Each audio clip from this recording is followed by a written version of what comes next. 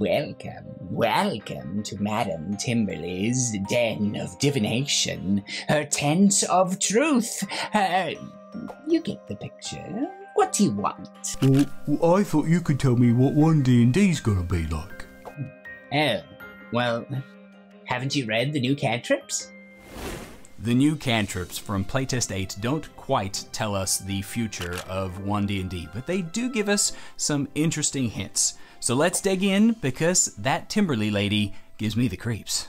I think we can all agree that Blade Ward needed a bit of a buff. It's been a chronically underutilizable ability in the past, and now it looks like it's going to be fairly top tier if it makes it into One D&D in the same way that it's been presented to us, because it can be cast using a reaction. That willingness to allow a reaction cantrip has been a departure from the company line that has been previously espoused, and may open the field for future reaction-based cantrips. Meanwhile, the Friend spell is following a little bit of a trend in moving away from the text block that describes the ability and doubling down instead on a utilization of the existing conditions. But is that the only motivation? Additionally changed from the previous version was the verbiage that made people angry at you when the spell wore off, essentially making it clear to them that you had been hoodwinked and manipulated by magic.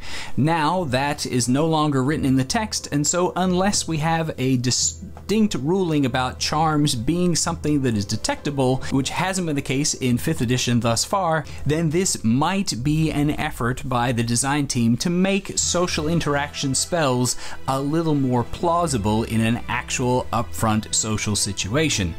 It doesn't address the matter of having to use somatic and material components in order to cast the spell, and those being, by the rules, distinct and notable as spellcasting, but perhaps there's something further in their plans on that front. The poison spray spell was given a more respectable range, thank goodness, but had a number of other strange changes to it. For one, it no longer keys off of a Constitution saving throw for the enemy, which is a bit of a departure for players in that most of the time players have been required to get an enemy to fail a saving throw in order to take poison damage, while monsters have been able to vacillate back and forth between save for damage or I hit you for damage when it comes to poison effects. This could be an attempt to set up the party line and come to a specific point, or it could be a move away from single target saving throw spells in general. Similarly, this spell was shifted over into the necromancy school for this poison creation,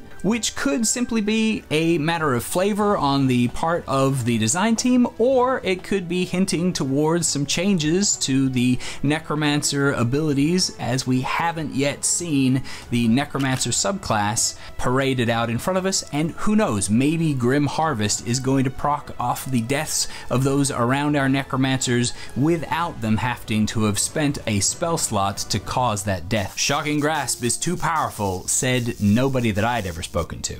The ability to take away reactions wasn't previously a particularly powerful ability at all, because reactions were pretty much synonymous with opportunity attacks for most of the creatures in the monster manual and even in the supplemental monster bestiaries that have come out over the years. Only recently has Wizard of the Coast been moving towards a more action-oriented monster that has bonus actions and reactions available to them, with Bigby's Presents being the most recent edition that has quite a few creatures that have reactions available to them. With reactions making their way onto monsters, Shocking Grasp's power level was starting to slowly creep up, and we can understand why they're making those changes, and this is one of those occasions where we can be pretty confident that more reaction monsters are going to be making their way to our tables.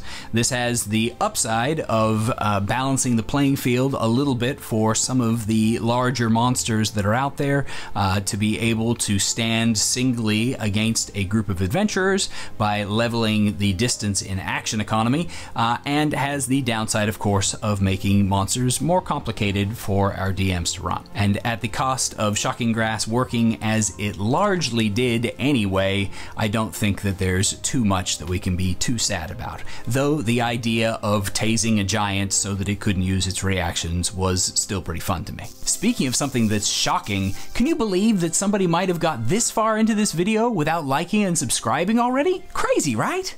Another change that was made was the damage type of a shillelagh. Aside from the fact that it got a bit of a boost in how much damage it could do to make it another viable single attribute dependent option for people to beat stuff up in combat, it also gained the ability to substitute its damage type for force damage instead. This adds fuel to the fire of the conspiracy theory that is running around on the internet that magic weapons will no longer be the thing that allows fighters and the like to bypass damage resistance on monsters, which is possible but seems unlikely given the long history of damage reduction. Giving players more options to deal different kinds of damage means that when you don't have the right tool for the job, it's not quite so bad.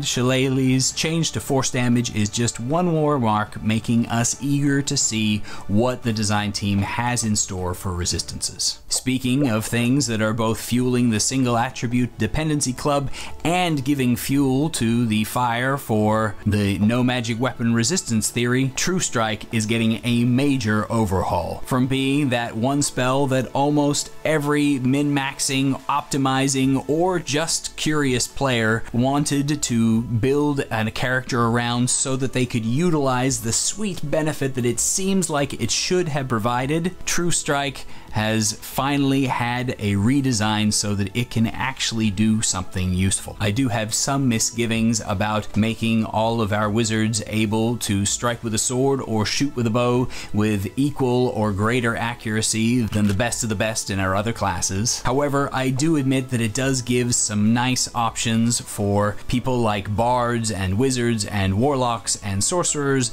that want to be able to lean into the gish fantasy of being decent with a weapon without it becoming a easy button like a dip level in Warlock where all of their attacks become based upon that single statistic. Because this only grants you one attack, much like a booming blade or a green flame blade, it becomes just one more choice in your arsenal, and in this case allows you to deal a modicum of damage with the weapon theme that doesn't necessarily outpower the kind of damage that you could do otherwise with cantrips. Altogether, the cantrips of Playtest 8 aren't giving us a truly clear picture of what is coming, and the outlook still remains unclear. But some hints of the design team's desires are starting to peek out with every new playtest document, and they will only become more obvious as the playtesting continues. If you have a prediction based on Playtest 8 or any of the other playtest materials,